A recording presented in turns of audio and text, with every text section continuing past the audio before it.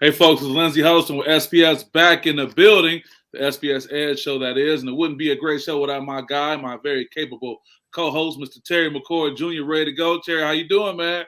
I'm good. We got a good group of topics to talk about, and I'm just ready to get into it and see what everybody has to say. Hey, I'll give you a Nelly throwback. It's getting hot in here. Hey, man, let's get right to it. Let's talk about Brian Flores, Bill Belichick. Let's talk about the text messages. Let's talk about everything that comes along with it. And ironically, how this story, rightfully so, is more dominant than the story of the GOAT retiring, Tom Brady, and the implication this could have on the NFL, the discussions, the timing of it, right, in between the Super Bowl break, getting ready for Super Bowl weekend coming up. And let's just get to it, man. Brian Flores has filed a class action lawsuit. I think it's noteworthy to say it's class action, meaning other individuals can get involved. Hey, Latasha, thank you for representing for us down in Ohio. Appreciate you and all the support you're giving us promoting the show. Glad to have you here. But, the reality of it is I know you have a lot of substantive things to share, Terry, and I'm looking forward to hearing your perspective. But, I haven't heard this, but so many other individuals can say, oh, they're tired of hearing about these issues of race and sports and all this. But if you're tired of hearing about it, just imagine the people who are living through it. Imagine Brian Flores when he's texting this guy, Coach Bill Belichick. Let's try to go through the text message.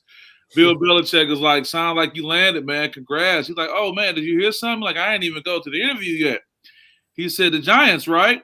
He said, yeah, man, I know my interview Thursday. He said, got it. So I'm here in Buffalo, and they're saying it's good. But basically, he just found out that, oh, my bad. But listen, there's still another part to this.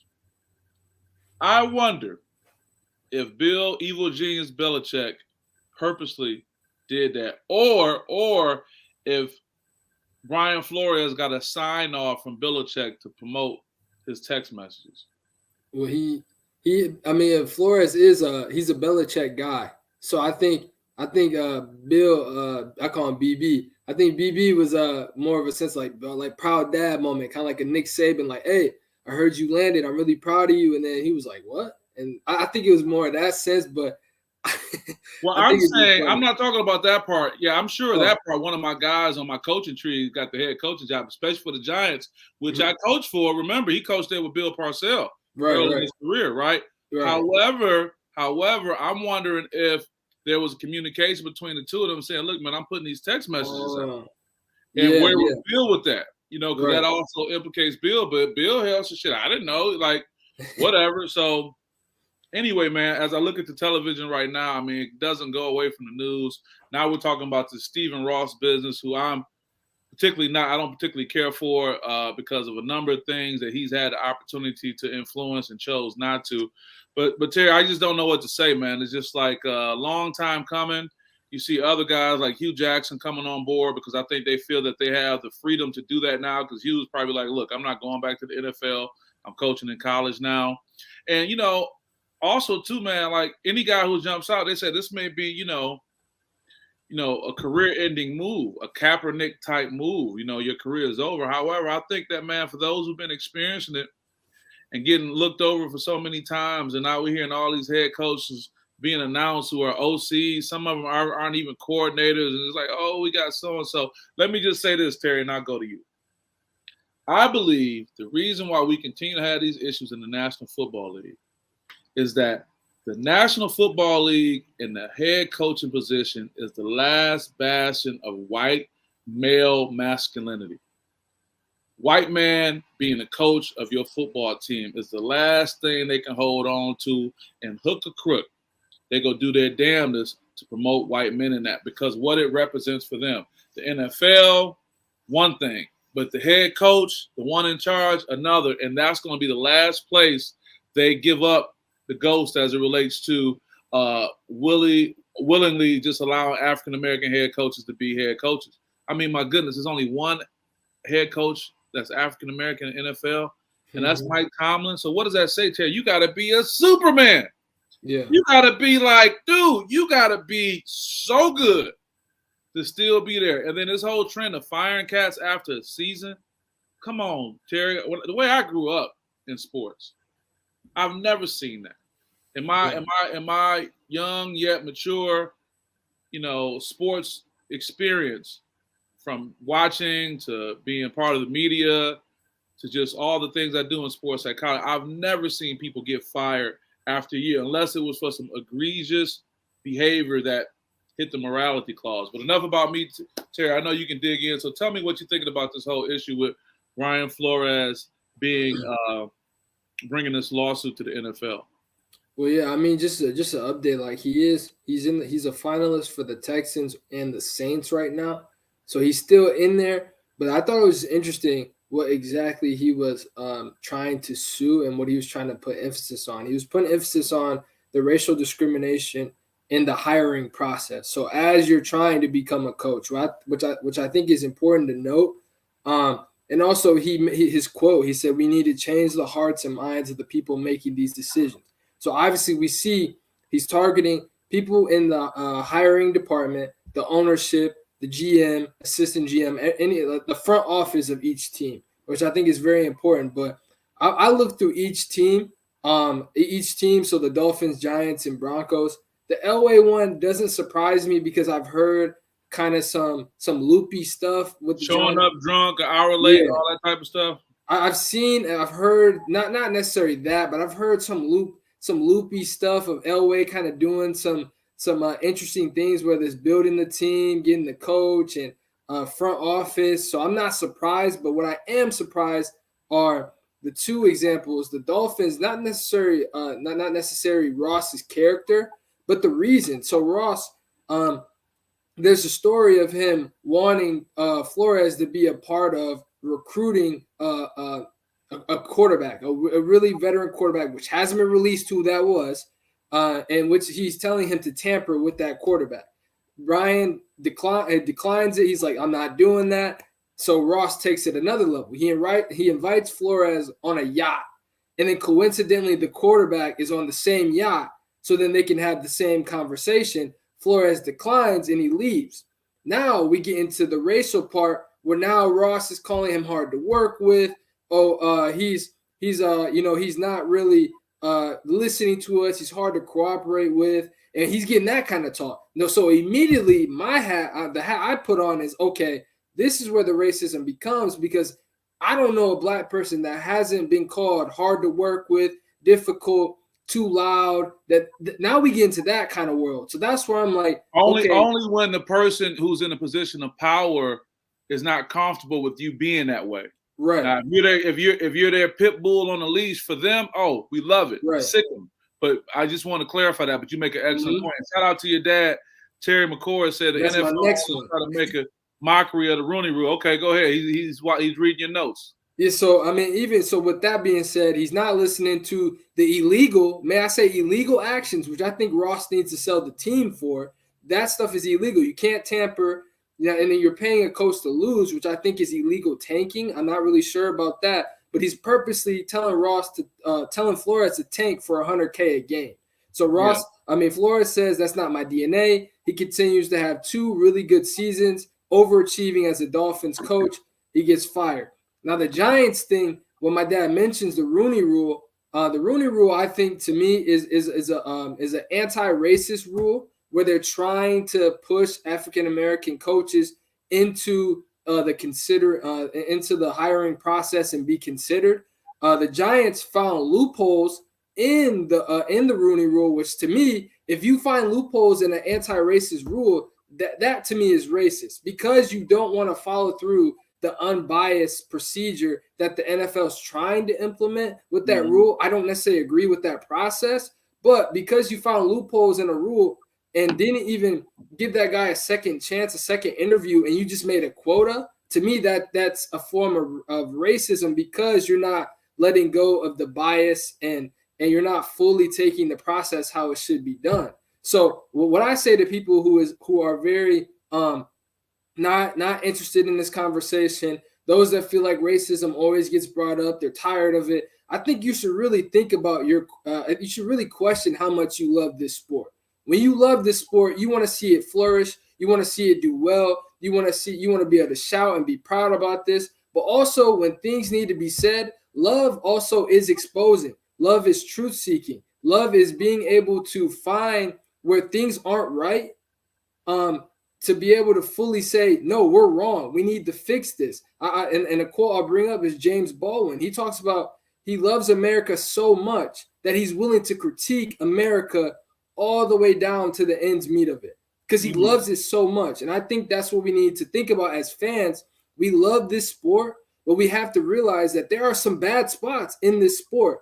And if we fully love something, we have to be willing to talk about those things and ultimately push forward so we can see progress in the sport we love. So I would just, if you feel some way about this, you really need to evaluate your love for the sport, because I think that them exposing it shows that Flores loves this sport. He loves his job, but he knows that, hey, I love this so much that I want to see it, some positive results from this.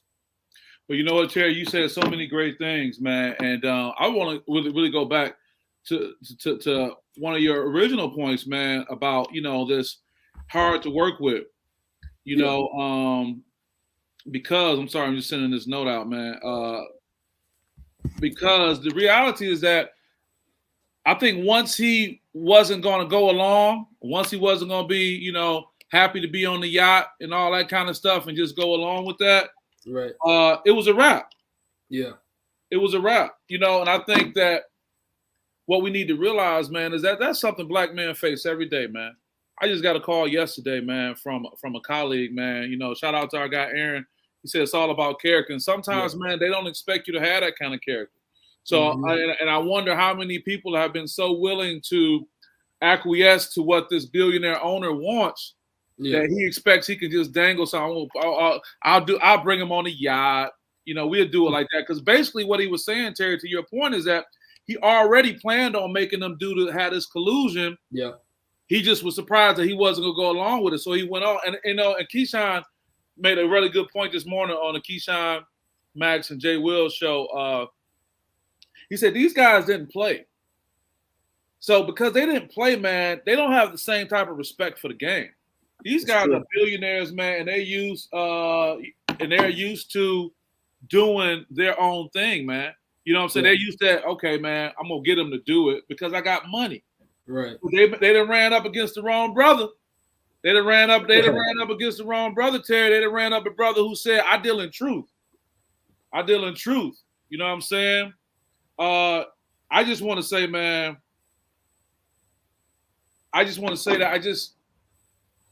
it's sad because black men, people of color, we know what this is all about. And society is like, yeah, here we go again. But this is what we got to deal with. And I know a lot of these folks going to be digging in. They're going to be digging in. And I just think I'm grateful for the courage that he's showing, referring to, Brian Flores. I'm grateful for what it's going to do. Mike Wilbon made a very good point. He said what's really going to blow people up is the discovery part, when they have to go in and start asking for text messages and ask for all this back information. And people probably scrambling right now, trying to get rid of stuff, burn stuff down, and all this kind of stuff. Yeah. So my point being is this. It's very important. It's very important that we support Brian Flores in whatever way we can. It's very important. And I don't know what way we can other than speaking on our platform about him right now and encouraging him. And then it's sad, man. So many people will be willing to, go the other route. So many guys would have been willing to get paid $100,000 a tank. So many guys would have been willing to just, go along and get along, and not put themselves out here, man. But I think that this is going to have a significant impact on the way deals are done. It may even impact how some of these coaches that we thought were going to get jobs didn't get jobs. It may be on that, some of these teams might be like, run it back, dog, run it back real quick. That type of tip, what's going on. So with that being said, man, we're going to keep watching this. We're going to keep speaking on it. I appreciate you for doing the in-depth analysis and the information you've been able to share. You got anything else you want to share on this topic? Yeah, I mean, I just think that Flores has really shown us that, his character remains consistent. And, he could have been fired way earlier. Him refusing to tank could leading him to being fired. Him refusing to go recruit that quarterback could have resulted in him being fired. Him declining to go on the yacht could have resulted him to being fired. I think he's realized that, he's mentioned that, I'm excited to use the gift that God has given me to coach football. But I realize that there are bigger things, and he's willing to trust his character and willing to lay that all on the line coaching sports because he knows there are bigger problems. It's racism. And I think that for him to continuously to deny all the stuff, not do it, saying no to a $1 billion owner, to continue to keep saying, no, that's not in my DNA. My job is to win. My reputation is at the line. I want to win. And I think that with him continuously to push stuff away, I think people are going to gravitate towards that. Like Hugh Jackson, coaches from all over are going to start speaking to it because they realize, man, Brian's about this, and he's not going to back out when things get hard because Brian knows that, man, my character is legit.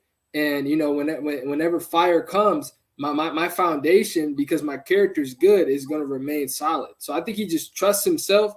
He knows himself. And it's hard to mess with a dude that trusts himself and knows the truth. He's not going anywhere. Yeah, I appreciate that. And then you wonder how much what Brian Flores has done and is doing impacts the breaking news we just got before the show started. And Byron Leftwich removing himself from consideration for the Jaguars job. Now, it could very well be one of these other open positions said, hey, man, let's hit him up real quick. Let us, be on the right side of history. Or, like we said offline, he could just be saying, man, is this the job I really want with all this that's going on? Are they even serious?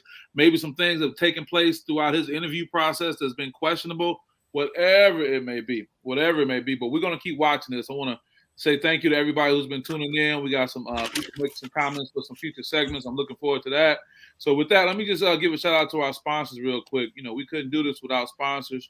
Sponsorship is the lifeblood of these type of platforms. I want to shout out my guy, Horatio Williams, and the Horatio Williams Foundation, always doing the big. Gilead Sciences and the support they provide us as well. Shout out to one of my favorite places on the planet to be, other than being with my daughter, is Dick's Sporting Good, man. That is what it is. So, Terry, we'll just keep moving, man. And it's amazing that this was the issue that's the top of the show and not what we've been expecting, which is looking at, what's been happening out here in the world, and that is Tom Brady walking away. Tom Brady leaving the sport that he's had an impact on for 22 years. Tom Brady who's won 6 NFL championships. I mean, what can you say about that? The GOAT is leaving. And I tell you what, the one thing about it, the one thing we all can agree on, ain't no denying it. He's the GOAT, Terry. I mean, I can't even trip on that. That's my view. What do you think, Terry?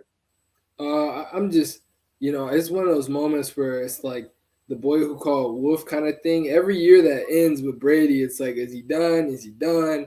Everyone gets speculations come like, well, I saw Brady buy this house in South Beach. He might be done. That might be his retirement home. Oh, Brady returns for the next year. So it's like, I was really surprised.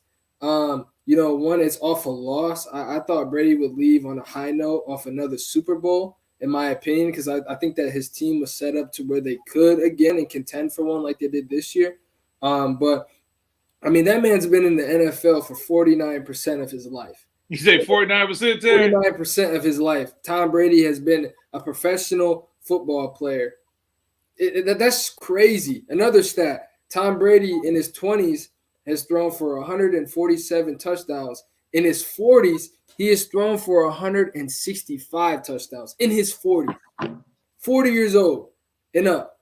And that's crazy. I mean, he's first in passing yards, first in touchdowns, first in wins as a quarterback, first in win percentage, first in Pro Bowls, Super Bowls, you name it. Tom Brady is at least top 3 or mostly number 1. It just shows, man, I don't really care for Brady, his character a little bit, but I can't deny that the man has started from the bottom and has grind his way up. I mean, I thought you was going to say he started from the bottom. Now you're here, Terry. I couldn't make him that cool. I can't make Brady sound that cool. So yeah, Terry, you say you weren't going to give him that. I couldn't give him that because Brady's a Michigan guy. I'm not really feeling that. But I can't. I mean, Brady's arrogant, but I can't deny that the man has really done his thing in the NFL. And so for a guy like that walking away, with all the quarterbacks that have retired, man, the NFL is truly making another spin of quarterbacks, with Brady, Rivers, Manning, Roethlisberger, Breeze, all those guys leaving. Now it's time for Burrow, Hurts, Mahomes, Allen, all those guys. And now it's their turn. Lamar Jackson, it's their turn now. I can't say Baker because we don't know what he's going to do. But now it's a new generation of athletes coming up. And Brady has done a very good job of mentoring those coming up. And I believe that he's left the game his way because Tom Brady is one of the most he's probably top in competitors ever to play a sport. And I think he just left his impact. And I think that we're not going to see we're not going to see another Brady just because I believe that he's been in some fortunate positions. But I wouldn't be surprised if we see a Tom Brady camp, a Tom Brady quarterback camp. Ways that he can still be involved in the game. And also, I wouldn't be surprised if his wife tells him, hey, dude, you're done. You say you're done playing. We're going to be chilling. We're going to be doing our thing. You might see him on CBS at a game, but I wouldn't be surprised if he completely steps away for his health. Yeah, I want to go back for a second, but still stay with this topic, Terry. Let's talk about Tom Brady. And me, I give it up. He's the GOAT. And I feel you when you say you ain't going to give him all them cool points yet, even though he got, his wife and his former and his baby mother are beautiful. Anyway, here's the thing, man.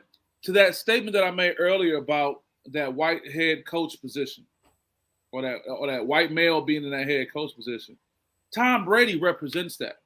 I'm not saying that Tom Brady purposely represents that on his own, although he is a Trumper and he kind of falls into that conservative, role in certain regard. But Tom Brady represents that whole Eminem in the rap game, meaning that you can have an industry dominated by a minority group. Then there's that one individual who's not the minority, who's of the majority as it relates to broader society, referring to white males, to be able to come in there. And it's not to say that what he's doing isn't worth what he gets his acknowledgement for. I mean, come on. Right. You just stated the numbers and what he's been doing, and I agree. But I just think from a psychological standpoint, what he represents is so much bigger than what we think. Yeah. To your dad's point, they're going to push Burrow to be the next Brady. They need a next. They need someone else to step in like that. But you know what, though? Yeah. Terry, and I'm not referring to Terry McCoy Jr. on the show. I'm referring to Terry McCoy Sr. Here's the thing. Your son might be able to sing Started from the Bottom, Now We Here for Joe Burrow, because Joe Burrow got that swag. And I wonder if he iced out, what I'm saying? He got the parties on, he got the yays on and whatnot. And I'm wondering if his ascension may be thwarted because he may be a little bit too cool, and let me just face it and say, too black. So keep an eye on that. We don't know what's going to happen, but just keep an eye on, because Joe Burrow lay back in the cut, smoke a cigar. He got, he got a different kind of swag to him that Tom Brady didn't have. So what I'm trying to talk about is the underlying theme of white males and the superiority role and trying to push it to whatever way they can, at no matter what, long as they got this one. So to your dad's point, I get that. Yeah. I don't mean to make it about race, but you know what, though? That speaks to how I'm conditioned. Look how conditioned I am that even on my own platform with a bright young man like yourself, another African-American male, I am conditioned to say, I don't mean to make it about race, when we know that race is everything. When I go into the store and I pay with a $20 bill and you wipe my $20 bill to see if it's counterfeit, do you do that to an old white man? I'm just curious. When I walk around the store and I'm not dressed in casual wear or a suit and, asset protection is on my heels like I'm about to steal something, do you do that to a middle-aged white woman or not? So my point being is that when the police get behind me and my heart beats a little bit, even though I know I'm totally legit, and I do it because I know what happens to African-American males during random traffic stops, or hell, sitting in your apartment and, a police officer who live on the floor below you walk in and think you in their apartment and kill you, and they get off. I'm just saying the black experience is an everyday, all-day experience. I would say, 8 hours a day, but it's even in your sleep. So with that being said, man, we're going to keep an eye on what's going on out here. Joe Burrows, all I'll say to you now, Terry, and you're really good for sending me text messages late at night, just like I send you some. If Joe Burrows finds success and wins the Super Bowl, just watch how he may be treated, because he may be too cool. And they may run with it. Oh, yeah, he cool. He iced out and all that. But let's see if he still get the same kind of push that a Tom Brady had, who has been more so conservative if you will, with how he's handled things. That's just my take on that. I don't want to go on too long. Anything else you want to add on the TB12 making his retire? Oh, what about him not making any reference to the Patriots in his retirement statement? He did. It's funny he did it after, which I'm like, dude, you should have just did it then or don't do it. He's like, I gotta let it breathe for a minute. But I mean, it just shows him and Belichick shouted each other out as well. So I think they're still, I think they're giving each other some space, like how when a relationship is done, they give each other some space, then they can see each other. So I wouldn't be surprised if Belichick is at his ceremony, the Hall of Fame ceremony. He has to be there, but I'm just more concerned how Mahomes is not being treated, because Mahomes, in my opinion, could be that next Brady, but they were so hesitant and so tense of not letting him have that. They were like, no, Mahomes is not. They were comparing Mahomes' stats now to lower Mahomes' talent and rise up Brady even more. And I'm like, dude, Brady has been in there way longer than Mahomes. We're just saying that Mahomes could possibly be one of the greatest QB talents ever. And immediately they get threatened and they bring up Brady. So now when Burrow's doing it, now everyone praises Burrow. So I think Mahomes feels some way. And I would keep an eye on how they treat Mahomes with Burrow getting so much success now, because we're starting to see where he's not really fitting that ideal quarterback look as we're so used to seeing, where Burrow is like, yeah, he's chill and he's fitting this vibe now in the 21st century, but he's still a white quarterback. And Terry, I mean, I think that's what it comes down to. And I think the great part about us having our own platform, we don't have to look over our shoulder or be concerned about a producer or, a station owner saying, hey, what's going on, what you're talking about, because we have been conditioned that we have to be careful in these conversations, but these are therapeutic for us. You know what I'm saying? I mean, to be able to talk about what's going on, we can relate. So if at the highest level in the NFL, if you're being coerced by a billionaire owner, he brings you on his yacht. I mean, dude, these guys buy these yachts for business deals. Yeah. If he got off the yacht, that means the yacht never left harbor. That means the yacht was just sitting there, and it's like, come on the yacht and just be blown away. And he's so used to getting what he wants, but he ran into a man of integrity. And it's so difficult because the dollar bill, got us going, man. We got bills to pay. We got to take care of our family. We want to do nice things. So how challenging was it for that man to walk away from that? But he ran against it. As Kevin Hart said, you go find out today. You're right. Stephen Ross met the right one today, and he met the right one in the Colin Kaepernick. And so there is that level of integrity, man. So I just think it's important that we keep an eye on what's going on. I like how you can advocate for Patrick, my homeboy, as Shannon Sharp would say. At the end of the day, man, I just think that race will continue to be an issue in this world. And the reason why I say that, man, because I just read in Time Magazine, man, they talk about, artificial intelligence.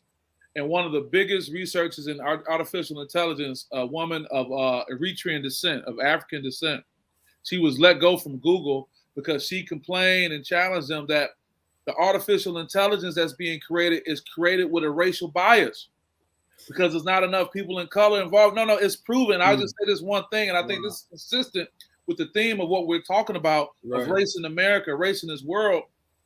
There were actual court resources that were being used that were supposed to help the court be better off in determining which individuals were more likely to be recidivists, meaning which individual were more likely to break crimes and come back.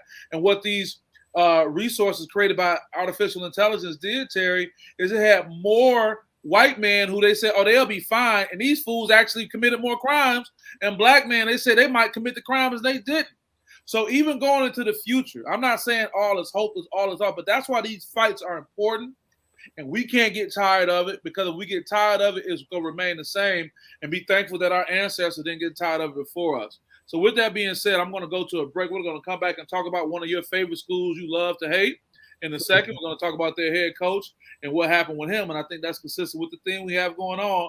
Let's just take a quick break. I want to shout out my guy again, Mr. Horatio Williams and Horatio Williams Foundation. All the things they're doing and continue to do. Gilead Sciences as well. And shout out to Dick's Sporting Good, my favorite place to be other than Staples, and hanging out with my daughter. Of course, being on the SPS Edge Show with my guy, Terry McCord Jr. Let's talk about the man we know as Jim Harbaugh. Thought he was going to be rocking that Viking swag. Thought he was going to be rocking that Viking swag up that way, man, that purple and gold. You know what I'm saying? But no, Terry, here's what I'll say. This story couldn't have happened at a better time to talk about what's going on. I think if it wasn't for Brian Flores bringing his class action lawsuit, Jim Harbaugh would be the coach of the Minnesota Vikings. You know why? It was going to be a handshake deal. He went up there with the intent to get the job. There's even talk that Josh Gaddis was like, I'm about to get promoted. Yeah. And it was understood that he was gone. That's what it was about. That's why he was even gone on National Signing Day. You don't just do something like that on National Signing. He thought he was out, but he got up there, and I think what happens is they had to hold their horses because supposedly the GM of Minnesota has a relationship with Jim. And then let's go back to this. Jim Harbaugh, Josh McDaniels, these guys can walk into an NFL interview having been NFL coaches before. Yeah, Jim had success at Michigan this past season, but God dog, man, how many seasons did it take for it to happen? We're talking about, what, 7 seasons for this to be able to happen? And then he can just walk up into an NFL, head coaching position. And guess what? He probably had every reason to believe it was his job, Terry. And everybody around him, even the University of Michigan, they probably like, all right, Jim's out. We're going to promote Josh Gaddis. That's going to be big for U of M. He got the credentials. African-American, be the first African-American head coach at University of Michigan. It was going to be this great, great storyline. They were like, we are diversity. Get off our back. That was going to give all the inappropriate alumni a chance to kind of save face, all this. Yeah. But what happened is, man, again, see, the ripple effect. I think Brian Flores had an impact on this. That it just couldn't be that thing. That they said, what kind of scrutiny we going to have if he come up in here? And he just probably wasn't really representing like that. That's the other part. They said the second interview was a 9-hour interview. So maybe he was just coming up in there with a chip on his shoulder, and it wasn't really, he said, I'm Jim Harbaugh, dog. Like, what is there to talk about? Run it. I'll take this job. You know what I'm saying? I'm Jim Harbaugh. And then for him to go back, it's kind of like, okay, here's one I got for you. Could a black coach do that? Could a black coach leave a prominent position and go do an interview and come back without being skewered? Without people saying, man, get him out of here. You don't want to be here, or being questioned. It's just a whole different vibe, man. And again, I'm fighting my psychological conditioning to say, well, I don't want to make it about race, but I got to, man. We should call it today the race issue, the race discussion. Even our final discussing our final point, on a WNBA, there may be a racial component to that. My point being is Jim has the white male privilege to be able to, one, assume he was going to get the job, and two, be able to walk back to one of the premier coaching positions in the country with no issue. So what's your thought on Jim Harbaugh not being the next coach for the Minnesota Vikings? Well, one, I think with Jim, I'm a little bit split because I saw the report where Jim was told and was transparent saying, hey, if an NFL team wants to come look at me, I'm not going to resign and I'm actually going to entertain it. I'm going to go meet with them. I'm going to talk about options. I'm going to stay open. I thought Jim made a really great decision in that moment because I believe that everyone deserves to know what they're doing, especially when they're paying this guy and he's the head of their team. And it just lets recruits know, like, hey, I may be leaving. I may not be the head coach. I know I said I would be here, but I'm looking for what's best for me and my family. 2, he wasn't offered the job. And I think that they're waiting for Kevin O'Connell with the Rams right now, who are in the Super Bowl. So they can't finalize that deal because O'Connell right now is preparing for the Bengals. So I think that's why they didn't offer Jim, because they realized Kevin's their guy and they can't fully offer him yet. So I wouldn't be surprised a week after the Super Bowl, the Vikings have their new coach. But I thought it was interesting because not only is he overdoing, he's over explaining himself about being committed to Michigan because he knows that people are going to question that. So he's like, oh, I'm 100% in on Michigan. I'll stay at Michigan as long as they want me. And I think right there that as long as they want me, Jim knows that, hey, I may be put in a spot where they may not trust me, but I think he's also making it seem that, hey, I'm at mercy of the team. I don't make my way. And I think that's his way of kind of stepping back, like, oh, shoot, I was getting a little antsy. I was looking over my shoulder at other jobs. But now that I'm kind of humbled and I'm back at my original job, he's like, oh, yeah, I love the university. I'll do it. Anything for the university. So he was tooting his horn. But once the battery stopped working, he had to kind of switch it up and put a regular metal bell instead of a horn. So I think the reality hit him that, okay, coming back from Minnesota, he was like, damn, he went to Minnesota thinking I'm out. You know what I'm saying? I'm Jim Harbaugh. They want me. I'm out. Yeah. And he coming back home like, man, let me clean this up. Yeah. You know what I'm saying? What our friend Latasha say? I can't see Jim coaching NFL football. He just beat Ohio State. I think with Jim though, he had some success obviously with the 49ers, and then he with Stanford. So I think Jim's coaching resume is there, but I think they wanted to take a different approach.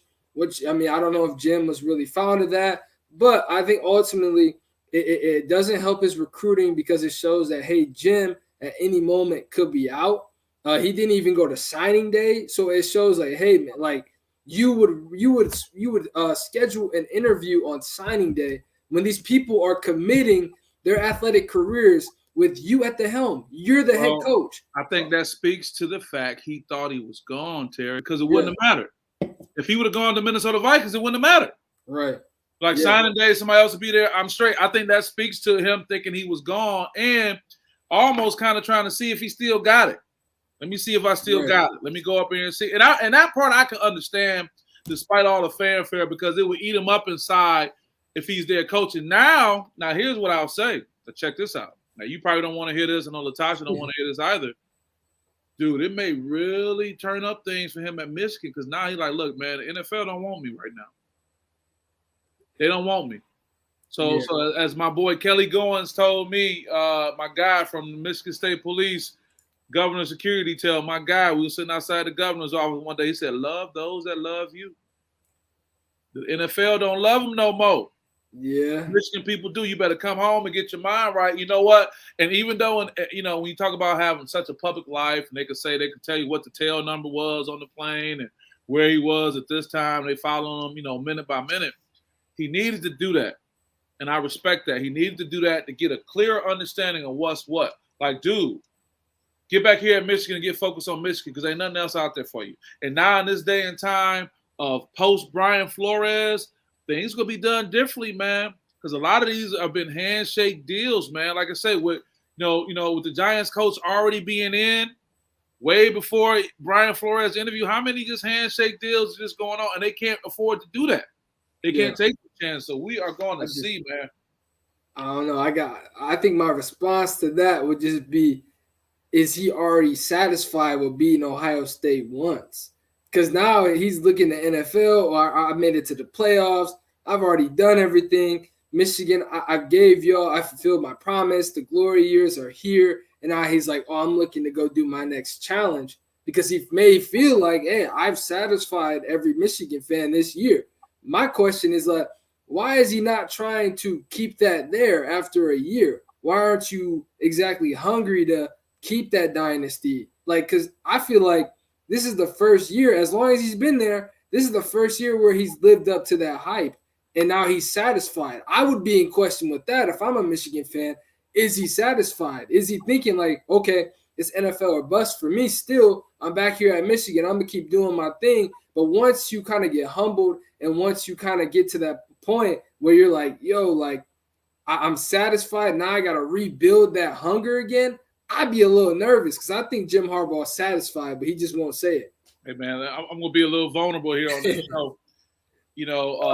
Two things I'll say. One is the one rule of any type of professional experience, say you always take an interview. You always go take an interview. I mean, he ain't in no position to be like, nah, I'm not going to interview, whatever. I'm here. This is not his first season. And two, I would say the humbling reality of knowing where you stand as gut-wrenching as that may be. I'm gonna tell a story without, you know what? Some of the people involved in the story are no longer living, so rest in peace. But I remember there was someone I was very fond of, and I remember this was during my college time, and I remember spending the whole weekend just thinking about this person, and finally trying to get back up to campus to see this person. As I was pulling up to campus, Terry, I saw that person's ex-boyfriend in the silhouette of that person in the car turn the corner like that. Hey, my heart broke, but it brought me back to reality. Jim Harbaugh had a reality check, as Miss Kelly High-McCoy says. Is he satisfied or relieved? Kelly, I want to say he's relieved now. He's relieved that he beat Ohio State, but now he's gotten clarity. He's gotten clarity. You seen that picture on the internet where it's the two dogs and the puppies, and the female dog is looking real funny, and they say, I want to leave him, but he good to the kids. I'm just saying, man, it was a reality check. And I know in this day and age where everything is so public, Jim Harbaugh needed that. I'm a fan of Jim Harbaugh. I'll talk about sitting down with him for what was supposed to be a 5-minute interview that turned into a 30-minute interview. And the jewels he dropped. And I know how much he loves football. And I just know I like the guy. I know you have a genetic issue where you can't like him because of the Michigan-Ohio State thing. But my point is, just from a human nature standpoint, it probably was the best thing that happened. It gave him a reality check. He said, you know what, man? NFL is different now. They're not really feeling me. Would he have traded being an NFL coach for not beating Ohio State, not winning the Big Ten championship? I would say probably not. He's been there. He knows how that is. And I'll tell you what, again, post Brian Flores, post civil suit, a class action suit, he probably like, I don't want them problems, because Jim Harbaugh, probably benefited from a lot of things that's probably problematic with the league right now, because he wasn't just up and coming. He came in having that influence. His brother's in the league and won a Super Bowl. There's so many other factors that's going on. So I think your Ohio State team better watch out, man, because Jim might be coming back, man. He may be coming back hard, man. I know that. He took enough shots at Day and the whole team. So, hey, it's whatever with us. Yeah, it's whatever. I feel you. We're going to keep it moving, man. We're having a good time on the show. I want to thank everybody. I do see the comments people are making as we get more into some of the basketball talk. I better get to the comments that are all, thankfully focused on the show. And again, Miss Kelly High-McCoy, thank you for stopping in, checking on your son and his comrade, Latasha. We appreciate you as well. So let's talk about Auburn. Auburn hanging 100 on them. You know what I'm saying? So what you got for me, baby? Nice caption by Wendell Green Jr., native Detroiter, representing. Shout out to his dad, Wendell Green. Shout out to his uncle, my guy AJ as well, the whole fam, man. We got Mr. Waldron, that is. AJ is will be the cousin, I want to say. And Aaron Waldron being uncle as well. Nothing but love, man. 100 points in the college game. What's going on, Terry? I think it just goes with the pace of the game. It was very high paced. Auburn shot a lot of they shot 39 free throws, and they made 31. Kessler, their big guy, had 8 blocks. Wendell dropped 23. That guy, Jabari Smith, we were talking about, he dropped, I believe, 17. But even though the whole game, I just feel like, and I've heard it best, I think it was that game, or it might have been a different game Auburn was playing, but the commentator said Auburn has a lot of no, yes plays. And I think that this game was full of them. And when I heard him say that, I was like, dog, he's on point, because Auburn does a lot of things that looks unorthodox, but they're so athletic it works out. And I think Alabama. Is that dangerous though, Terry? Put your coaching hat on. Yeah. Is that how dangerous can that be when you talk about wanting to win the last game of the season? That type of play.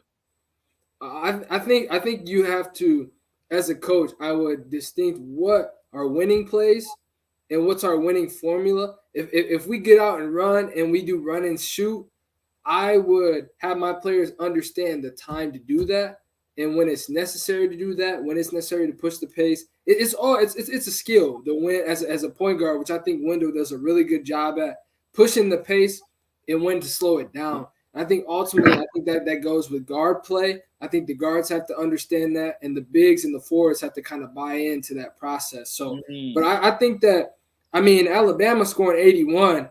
I think does that question Auburn's defense? I think it does a little bit to an extent, but I think Auburn, their offensive philosophy is to push the pace. If Alabama gets an open layup and their whole team's down there, I know I got guys leaking, so we can go answer right back. and continue to push that pace, because I think Auburn ultimately believes that no one can keep up with them, which we haven't seen a team yet.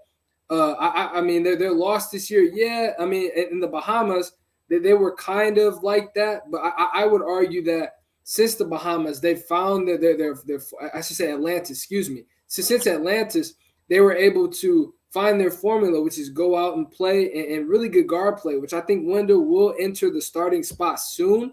Because he played 27 minutes, their starting guard played 16. So I think Wendell will definitely increase his minutes and hopefully maybe get a starting role. But I did become a big fan of Jaden Shackelford from Alabama. That lefty, when I watched that game, that lefty could shoot the ball at a high level. He could do just about anything he could. It wasn't really against Auburn's defense, as you see with Kessler having 8 blocks.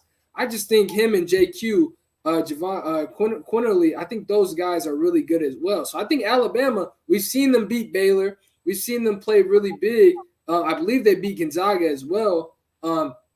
Alabama plays, but I think, Auburn, it just shows that they get up for games.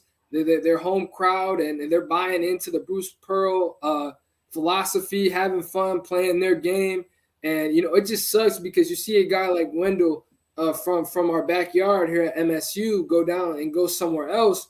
I mean, do we wish he was a Spartan? A little bit, but ultimately, I don't know. Maybe Bruce Pearl fits Wendell's play style better than Izzo, as we'll get that to later when we talk about MSU hoops. But I just really enjoy seeing, guys locally Detroit doing really well and seeing it work out, because I was listening to Jay Billis, and Jay Billis was saying really quick that, when Bruce Pearl got the job, the Alabama people were their boosters were a little concerned because they knew that it would work out, but they didn't know they'd be getting their first time #1 ever. They didn't know that they'd be doing what they're doing now, scoring 100 with this roster. So I think that Bruce Pearl has really done a great job with making Auburn a place to be. And as Jay Billis said, why not come to Auburn? I think he's made that reality now where it's like, dang, Auburn's another spot. Kentucky's like, oh, I got to compete with Auburn now. In conference. Not the only, Kentucky used to be the only basketball team in the SEC, Right, exactly. So now it's more recruiting competition, same radius kind of down south area. So I don't see Auburn really going anywhere the way they've been playing. And then also, too, that football energy easily shifts over to basketball. It's sitting right there. They've been kind of laying dormant for a while. Yeah, man, I'm happy to see what's going on with that. I think I love it when, I think unlike college football, which you're such an expert on, college basketball, man, there's no real, who would have thought that Kentucky would be trending, top 5 right now? They've had for such a long time, but I just think that speaks to, college basketball not really having any restrictions on it and what can happen, man. So it'll be something to see. But like I said in the interview with Coach Izzo a few weeks ago, man, what's important, your rankings now or later, it says a lot. Right. Your first #1 ranking right now, it says a lot they can do, but also can put a target on the back. That same Auburn team that would have came into the gym, a couple seasons ago, would be like, oh, yeah, we got Auburn. Okay, compared to man, we got Auburn. We got to lock in on these guys, and I think they got to be ready for that. And to your point about the commentators saying those, wait a minute, plays, it's like, 1 shit can mess up a whole lot of attaboys. Right. So I said the only reason I posed that question to you, Terry, is because you want it when you talk about longevity, especially when you get to the tournament where it's one and done. Those things matter. And if these guys are playing with a Matthew Stafford type, gunslinger type attitude, you wonder what's going to come back, and they need that veteran presence to keep calm. We'll keep an eye on that. And again, shout out to Wendell Green Jr., who we think will be ascending to the starting role pretty soon. Whenever you got someone whose family is close by that you can support, we're going to do that, man. That's a good thing. So we're ready to move on and talk a little bit of Imani Bates. Again, shouting out my guy Horatio Williams and the Horatio Williams Foundation. I want to better check some of these comments. I know a lot of comments were sitting in a pipeline waiting for what we're going to get ready to talk about now. But again, Horatio Williams doing great things, Gilead Sciences as well, and also Dick's Sporting Good. But let's get to it, man. A couple things. I know a lot of people want to talk about Imani last week, but we kind of just talked about Penny going in on the media, man. But here we go, man. Imani, what is the deal? What is the deal? Two things are going on. So from what I read from a report, Terry, that Imani is having some back issues. His dad, Elgin, said he's had some back issues for about 3 weeks, and that Imani is going to be returning home to the state of Michigan to go see a specialist.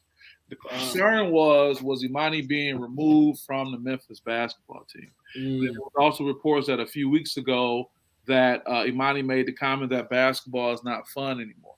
Yeah. And that's a variable question. That's a questionable comment. I would like to know in what context that statement was made. Let me go to some of the comments, Terry, right now, because I know there were some specific questions we had. We appreciate everybody's support coming on. For example, Hoops Hype is in the building. He said, with Elgin Bates taking Imani out of Memphis, thoughts on Imani saying basketball isn't fun? Yeah, that's what we're talking about, Hoops. And it's like, he said no. He said he's bringing him home to a specialist.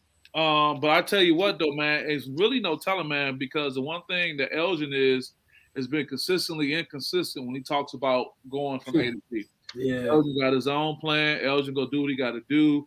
And you wonder if this, and I'll use the word coddling, because nowhere in college basketball do you connect a name of a parent with a player like that. Now, it may be a thing because, this is, we are at home, whatever, whatnot. But nowhere in college basketball have you known a parent at this point early on to be so influential and in the front row. Now, they could say Kyrie's dad was like that at Duke or whatever, whatnot, but he went on to the NBA. And it could very well be the same type of thing. It's all about locality and where you are. But, my thing is, I don't know, man. I think the scrutiny is on him. I think he realized that at the end of the day, man, hell, does anybody even want Imani? Yeah. I mean, I'm sure there's many programs that will take him, but a program worth going to that's going to keep him on track. And then what will the NBA scouts be saying right now? We're going to talk about the, Jaden Hardy's of the world, who I had a chance to interview, and shout out to his dad, Ram, his brother, Amari. I had a chance to interview. These guys are, in the G League doing their thing moving forward, but does anybody even want to deal with that? And I'll go as far as to say, is it coming close to being at Imani's damaged goods? Will this report of his back, will they be transparent? That's important. Is there a serious issue here that we really don't know about that they may be trying to cover up? There's so many things that can go on. Letitia had an Imani Bates question. She said, and Imani Bates saying, let me ask you on the panel, how much harm did his father do? Wow, you right on time.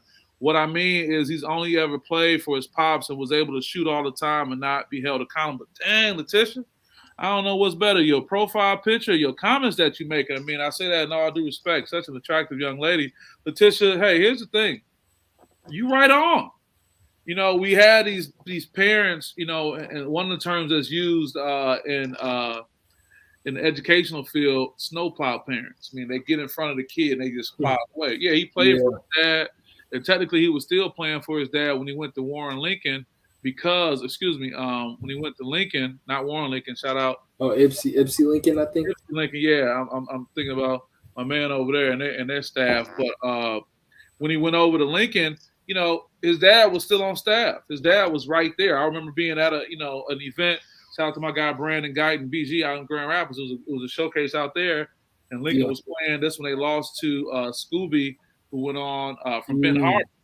This when they lost, but his dad was right there. We were talking to each other right courtside, So just you make an excellent point, but it's like it's like you're damned if you do, you're damned if you don't. Let's use LeVar Ball as an example. LeVar got crucified, but man, he could just sit back like, I told you, it worked out. 2 of his 3 sons, if not all 3 sons, are playing professional basketball and just lighting the league up. So when you have African-American dads in particular that are right there, there's a lot of scrutiny that's placed upon them. But, hey, winning solves everything. And until we see Imani being part of winning, until we see the fruits of all that, it's going to continue to be scrutiny. And I'll say this as I throw it to you, Terry, winning solves everything. If you winning, that's going to be the end of the conversation. But right now they're not winning, despite only being freshmen playing. But this is what's going on. What you think, Terry? Yeah, I think it's just in a sense of like, whenever you self-proclaim yourself so much, and whenever you fall, because you've been proclaiming yourself so high, when you fall, it's a pretty far fall. And I think with Bates, being labeled as top player, and he's having some downs, some down moments. those down moments have a little bit more emphasis on them. And I think. Can I add something to your analogy? You made an excellent analogy. I want to add something to it. You say when you self-proclaim, it's a pretty high fall, and the difference between that fall and somebody else, some people want to catch you, other people want to watch you hit the ground. Right, exactly. Yeah, and I think we're dealing with, people want to watch them hit the ground ladder. But please, I couldn't help but add that. That was an excellent analogy you made. But go ahead. No, I think that's another part too. I mean, you have I would say a great father figure like his dad, Elgin, being involved in his life. I can't be mad about that. But I think that there are levels to it where it does have to be like when I say good authority submits to good authority. Like authority submits to authority. And I think with Elgin coming in and having authority, being a father over Imani and leading him, I think if Elgin was able to kind of humble himself, and I mean this in a way of him being able to seek out and hear other opinions, not in a toxic way like they run your life, but in a sense of, okay, how can I better my son? I may not have all the answers. And I think that's where like Letitia was saying, holding him accountable. Sometimes it takes more than just your pops telling what you did wrong, because it helps you get used to that. And I think when Imani Bates says he's not having fun, every athlete that loves this game so much has experienced that moment, but it's always how you bounce back from that. Do you have your why? Do you have your motivation? And your why has to be bigger than those feelings. And I think right now we're seeing Imani, because I mean the kid's still 17. I know we hate saying that excuse, but man, were we not questioning our life and our value of who we are at 17? I know I was, like everyone was. And I think that now we're seeing Imani, like I mentioned, self-proclaimed next great thing, next big thing. And he has those low moments and he's like, man, I don't even love playing this sport right now. I think it just goes to show that, man, everyone is touchable. There's no such thing as an untouchable athlete. We all have those moments. But I think that just goes to show that, hey, there's just a lot more humbling that needs to be done. And I think maybe Bates goes overseas and comes back. Maybe college is not for him. Maybe he regrets a little bit of leaving high school so early and needed that extra year of preparation. I don't know. But I think it's more important to figure out, what does Imani Bates need, whether it's taking some time off from hoop and healing and then going overseas and then playing. I personally think that college is out the window now. I think it's overseas or G League, in my opinion. If so there's a chance he may not return. He's just gonna go overseas. In my opinion, I think he goes that overseas route, kind of like LaMelo. But so the so-called health break is not really that. It's going to be him a disappearing act. I think he takes the health break personally. I think he does take that health break. And if I was him, and if he doesn't return to Memphis, I think he goes overseas, because I believe that there's a chance he won't return. I'm just saying. You saying there's a chance he won't even return to Memphis, for the rest of the season. I think 100%. I think just based off, I think there is a chance, and I think because again, does his dad trust the coaching over there after these sudden lows of what's been going on, and he's like, no, you're not returning to Memphis. We made the wrong decision. Or he's like, hey, I'm at a better mental state. I'm healthy. I'm ready to come back to Memphis and finish what we started, Penny. But there is a chance. I'm feeling you on that. I'm just thinking out loud, man. But it seems that is so Elgin's MO, that when things aren't going the way he wants them to be, that's making his son be this perfectly projected individual. He snatches him away. Pulls him away from it. So now he's gone. He's going to be away. Probably won't finish the season, say it's for health reasons, and then disappear and be on to something else. And you know what? I'll go as far as to say this. I don't even know if that's about Imani. I don't know if that's more of an Elgin issue. That when he gets pressed, that he retreats and pulls away. So that's something to watch, man. I mean, I didn't even think about that until you said it. It's like, oh, yeah. Wow. Okay. Yeah. You got anything else you want to add on that? No, I mean, like you said, I mean, that's his MO. I mean, things don't go your way and you're so used to being in control, do those same feelings come back and they're like, hey, like we're going to try something else, whether it's a good situation or not. I mean, I can't predict the future. I don't know if Bates leaving to a better overseas, bounce around with a few teams overseas so he can get double figures or whatnot, and then try to get a chance to come back to the league. But you know what? Somebody go say somewhere along the line, look, dude, we tired of you always being involved in this process. It's 7 o'clock. And I think that's what it's going to come down to. Right. Wow, man. Terry, with the knowledge, we got a few more segments left, man. Let's get right into it. We got a lot of people talking about MSU hoops. Yeah. Shout out to Michigan State. Shout out to Coach Tom Izzo, man. They've been rocking and rolling, man. They pulled out one on the road against Maryland. This is when Tom had that look on his face. He got that look, you feeling good, right? They have been really representing, man. Spartan basketball has been doing their thing, and I think unexpectedly so. Excuse me. This is the team that people weren't expecting these type of things from. Yet you're having this type of success. I know we had a lot of questions and comments regarding what's going on with these guys. So let me be clear. We did shout out to Hoops Ball and Scoop. We got to talk about the Imani stuff. We did. We got you. We got you. We got you. Also, too, you know what? That was older. That was some. Well, no, I'll take it back. Well, here we go. Right here, we talk about Mike Hoospay. I know y'all love MSU Hoops, but Illinois and Purdue, the teams balling. They top 2 impressive teams. Me only because Michigan State got an easy schedule. I think that was from a time before. But even still, Netta has a comment. When will Tom Izzo win another title? Love the Final Four and all, but haven't won a title since 2000. I wasn't born. LOL, great. I hear you, Netta. Well, here's the thing. Let's use that Auburn example. We were talking about Auburn hanging 100, Terry, and I can't get away from the comment you pointed out that the commentator made about those.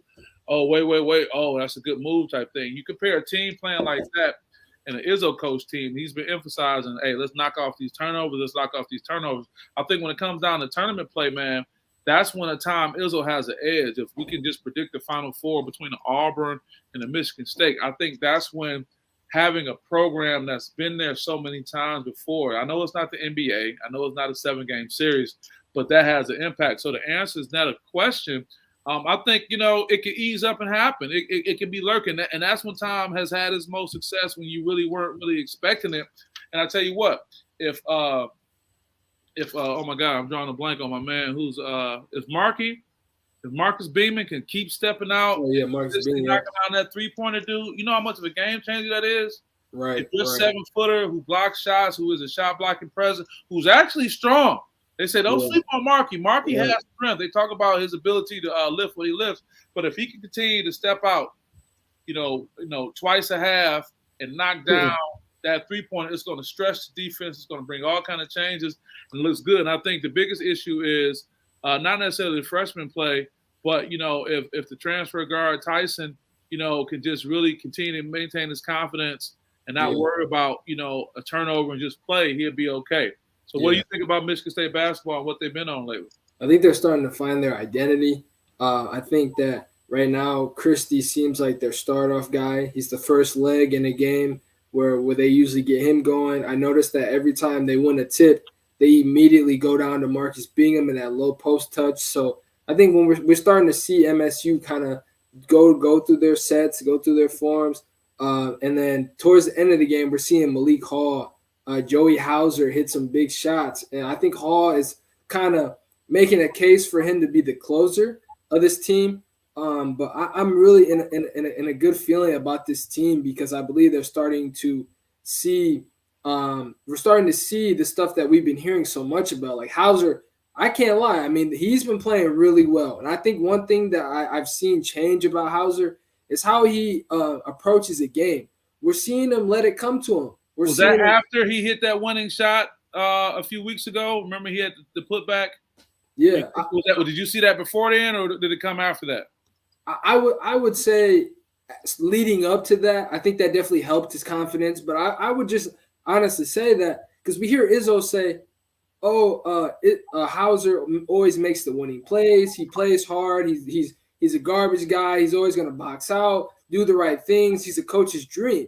But we haven't seen that, though, on the court. We've seen him get beat defensively, not hit shots, not really be much of a force on offense or defense. And I think we're seeing a change where he's letting the game come to him. He's knocking down those pick and roll, pick and pop shots, which I love seeing for him. Well, they were expecting him to be like that early on in his career. That he just wasn't. And they were. And I think the good thing about this team, though, is that they're realizing it takes all of them. Anytime they get knocked off, they immediately come together and they figure out, look, you're not going to be the hero. We're going to figure this out together. Hey, Gabe, I know you've been struggling, but hey, we're going to continue to move the ball. You're going to continue to hit those shots and keep shooting your shots.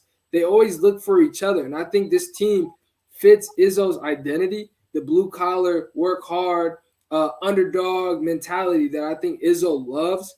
And I think Walker, man, I think what worries me about this team not making the Final Four, not being in contention for the championship is the turnovers. Because I noticed that when a team that's highly seeded and they face those lower seeds, a lot of times those lower seeds may not be as talented, but they may be more disciplined than them. They're gonna do the little things. They're not gonna turn the ball over. They're gonna find the open guy. They're gonna make their open threes. They might not be the most athletic, but they're going to beat you doing the little stuff. And that's the things like turning the ball over at a high level. When they play a team like how we saw in Loyola Chicago, granted MSU is not the same team then, but Loyola Chicago is a team that wants to get down and dirty, want to play disciplined ball, that gave MSU some issues. And I think that's where MSU has to transition to. We know our identity, but now we need to put that together and make a winning formula for our team and continue to do that consistently. Even though we're winning, which is great, we love wins, but we understand that for us to be a high turnover team, that's something that these smaller teams that we're going to face that are more disciplined could give us some trouble and we may get upsetted. So I think that's where the transition has to be, where they kind of nitpick, even though they're still competing for that Big Ten title, regular season title, they still need to nitpick because this team is far from perfect, but they're one of the best teams to me in the country just based off how they've been playing recently. Yeah, very good points. I want to go back to something Letitia said, but also our brother Aaron, he made a comment that I must have missed. I'm sorry if I did. He said basically going to mess around and not even be going to be considered in the draft when he's eligible. He's not draft. He shouldn't be considered in the draft right now. No, he's not. Even for his class. Even for his class, man, that's unfortunate. It's like, he's going to really have to go work. I think we lost Lindsay for a minute.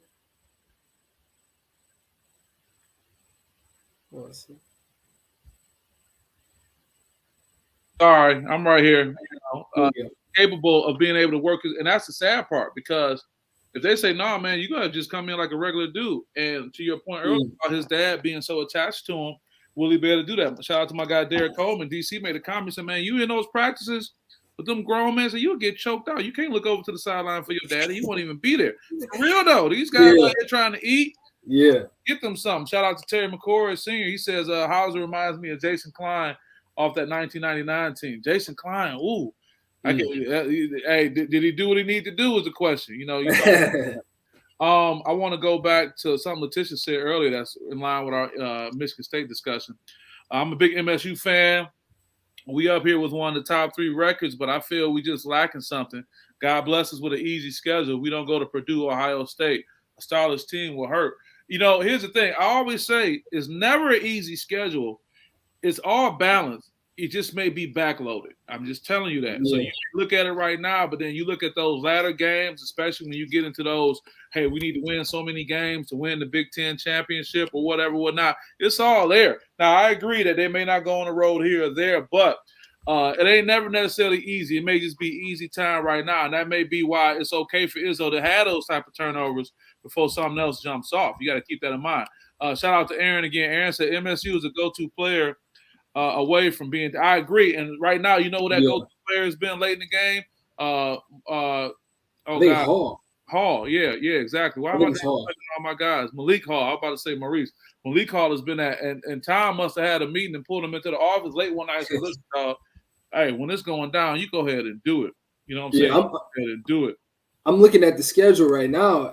So February 8th is when we kind of see it picking up. They got Wisconsin at home. Then they got Indiana, which is a tough team sometimes when they get and a team that's coached by former assistant coach from Michigan State. Right. Who's going to put it all out there. You know what I'm saying? Right. And after that, Penn State's probably a gimme on the 15th. But then they got Illinois at home. They got to go to Iowa. Then they got Purdue at home. Then they got to go at Ohio State. So to me, I would argue that that's a bit of a tough stretch. go at Iowa, play Illinois, then you got Purdue, then you got Ohio State. So you kind of get into that where it's a tough stretch for them. I mean, are they going to be ready? That's what I'm trying to tell Letitia, love. It's easy now. Yeah. These schedules are very fair and balanced. Some schools get, hard teams up front and they find themselves digging themselves out of a hole all season long. You know what I'm saying? But make no mistake about it. Then you add injury to it. You add all these other things. Hopefully there's no COVID shutdowns. There's so many things. So just keep in mind, the Big Ten season is really interesting. And believe me, it was up until I went and spent that season or two with them to see that. Like, wow. And I used to be like, dang, I used to be there and it'd be tough asking Tom questions after a loss. But I realized then they'd be like, yeah, we know we tied for first in the Big Ten. I said, dang. But it just goes like that, Yeah. We got some good stuff going on. I want to thank everybody for their comments that they made. We got one more thing we want to talk about. Before we do that, again, I want to shout out our sponsor. Shout out to Horatio Williams and the Horatio Williams Foundation. Got to see my guy H soon. Got to get up with him, as well as Gilead Sciences and also Dick's Sporting Good. Number love, number love. So we get into our last segment. The beautiful and talented Liz Cambage went off. WNBA player rips league over players' pay. Show us the money. And what she's references Becky Hammon and her multi-million-dollar contract. Now, I said at the beginning of the show when we started talking about Brian Flores and his issues of race in the NFL. Now, Becky Hammon comes in, true indeed, she has an NBA pedigree as a coach, played in WNBA as well.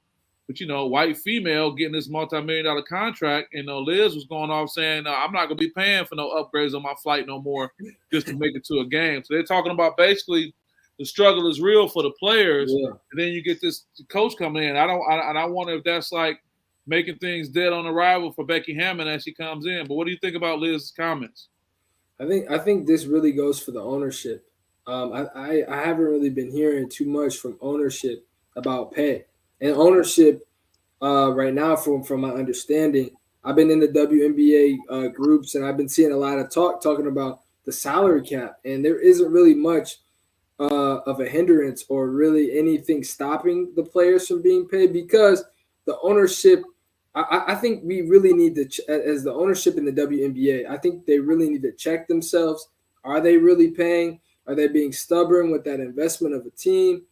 So I even saw Breanna Stewart sign a 1-year max deal. Like I've never heard of a 1-year. I thought she was about to retire. I said she retired. What's going on? Yeah, I was like a 1-year max deal. Asia Wilson resigns with the Aces, so like that's good news. To still have her on the team she's drafted to. But I think ultimately it's on ownership. Ownership in the WNBA need to speak out. I think we're doing a great job continuing to push the narrative that they do need to get paid more. But ultimately, in that league, ownership does show that the money is there. My dad's right. I think right there, that shows money is there. And I think this is an attack. Hey, Latasha's right, too. Don't start no family feud. Latasha's right. They deserve more money. Right. It shows the money is there, though. Like, it shows. I would say it's there for who they want to give it to. That's true. Yeah, that's where it attacks. I would argue that the money may not necessarily be there across the board because it's been known for so many years that the NBA have been underwriting the WNBA. Yeah. And true indeed, the great play of these women have brought more excitement to it, but is it really bringing the sponsors in? Let's talk about the real money, the sponsors. Yeah. Is it bringing in the television contracts? And we compare these to the NBA, to college basketball, to all that. Even with the great play, you wonder if it's really bringing those sponsors in. For example, if you have a product, if you have the Terry McCord, high tops, you know what I'm saying? Do you really want to promote them, during the Super Bowl, during NBA finals, or during the WNBA, depending on where your brand is going? But I think it takes these brands to be able to kind of catch on. I think the day is going to come, though, Terry. And I want to go back to you in your comments. I just kind of jumped in there. I think the day is going to come where that pay equity is going to get closer and closer to being it. But hell, just like we're talking about pay equity, with the WNBA, we started off the segment talking about, African-American coaches, not getting a fair shot. These are these systemic things that we talk about in our society that went from a society that started as, cosmopolitan, not cosmopolitan, just, one race, male dominated. It was white males. And now we have African Americans and other minorities getting involved. We have women getting involved. And this is the movement we're trying to make. But I didn't mean to jump in on your comments, but I just want to add that point, Terry. Yeah, no, I agree. I think it shows that the money is there, but who's it for? And I think you really labeled it out great. That I think Liz is showing that it can be done, and what's stopping it from going, even if it's like a pay raise, like something to show that, like, man, we may not have everything, because I mean, who's to say that they really do have the money to be able to spread it out to everyone? But even if it's like making sure that they're traveling, that they're traveling safe, they're able to get their seats they deserve, they're able to get the hotel rooms. Like, they shouldn't have to pay to upgrade their seats. They should have their own transportation. But because they don't, I think that just shows that even to make a progression of like, hey, we'll take care of that for you this season. We'll give you guys a pay raise, more salary for each game. So I think even just trying it will show that, hey, we're working to do it. But I think ultimately we will see it soon. I think if we continue to keep talking, and if we keep seeing like Breanna Stewart, who signed a 1-year deal, who's to say that she signs a deal that kind of surprises us next year? So I think the talks are there. But I think, it's a really big shot at ownership to hopefully see some change, because we can see it kind of be done. But the one thing I do want to add, though, Terry, they're not going to do it just to be nice. Oh, no. Everything is driven by the bottom line. Even when we talk about the NFL and Brian Flores, all these things are going to be driven. Change is driven by the bottom line. The Montgomery bus boycott, they didn't turn around and say we're going to let blacks ride anywhere on a bus because it's the right thing to do. It was a financial incentive. And that's how America is driven. So we can have all the emotional discussion we want, and emotion is good, but it has to link into how is it going to have a financial impact. Now, Liz saying that makes it not a good look to the WNBA to make their sponsors say, "Oh, in the as it relates to the court of public opinion, we need to do something." But you wonder how much you can translate that into making decisions. But that is where it starts. There's always that one person that's getting out there, the Brian Flores, the Colin Kaepernick, the Liz Cambage right now. And I just think that we need to keep an eye on that. And there's something to be said. But I am proud that we have evolved as a platform here, Terry, you and I, and shout out to Coach Orlando Watkins, that we've always been able to include something dealing with the WNBA. And I want to thank our guests that come on and our folks and supporters for making these conversations relevant. And I'm happy to be able to always make sure we have something to include this as part of the discussion, going forward. Terry, we're hitting about the 120 mark, man. We've been going for a minute, man. It's been a good show. It's been good to be back. I will tell folks in advance, probably next week we should be good, but week after next, there's some Thursday hoop events going on, particularly North Farmington. We're going to be playing Ferndale, the Falcons versus the Raiders. Those are two teams I'm very supportive of, so I will be on location that day, then possibly in March when the Hamtramck Cosmos take on the Persian Doughboys. Shout out to Hamtramck and the Doughboys. So those are some dates Thursday that we'll have to move the show, or we just won't have it, but I just want to let our folks know. But Terry, you got anything to say before we get up out of here? No, we had some really good conversations, things for us to keep looking for. Things for us to sit on, whether it's about our love for the game of football or, whether it's increasing pay in the WNBA. Just excited, for the Pro Bowl, the Super Bowl to come up. I think we have some interesting storylines where I saw where they said the closest that Detroit will ever be in the Super Bowl is Matthew Stafford and Eminem. So we're seeing some funny stuff, but I mean, I think it's been a minute since we had two very likable QBs, two very likable teams, Rams and Bengals, where we're seeing Von Miller, Aaron Donald, and Odell, Jalen Ramsey, and Matthew Stafford, Cooper Kupp, those guys, and everyone loves them to have their fan bases. Versus Joe Burrow, Jamar Chase, that college connection, Joe Mixon, so we're seeing really likable teams play each other, and I'm just ready to enjoy it. I have no emotion towards this game. I would be happy if Stafford gets one. I'll be happy if Burrow gets one. I'm just really excited to see these two teams that have had very interesting seasons where people have doubted them, and one of them will be crowned champion. Yeah, man, and I was thinking about both these teams and their experiences. One, the Rams haven't had the experience to be there. That's good. But Joe Burrow, he's been in a big game too, baby. He's won the national championship. And one could argue, that's just as exciting as much. So it's going to be fun to watch, man. Where you go watch the game or you go watch the Super Bowl at? I got some buddies that are probably going to watch it together. So probably all bring something to eat and kind of just chill and watch the game. So I'm going to try and not be over critical as we watch the game and talk about, he should have this and that. I'm going to just try and just make my mental notes and go home and write them down. Well, don't worry. You can send text messages to me, and then you can pull those text messages up later for the show. I know you're going to want to have an outlet somewhere. I appreciate it. Always great having you on the show. Great job today. This was more of a symbolic, discussion when we're talking about what it's like being an African-American male trying to excel in America. But we are going to be on the front line of doing the right thing, letting people know what they need to do, and finding success. So with that, this is Lindsey Hudson with SPS with my very capable co-host, Terry McCord Jr. We're signing off, and we'll see you guys next week. Take care.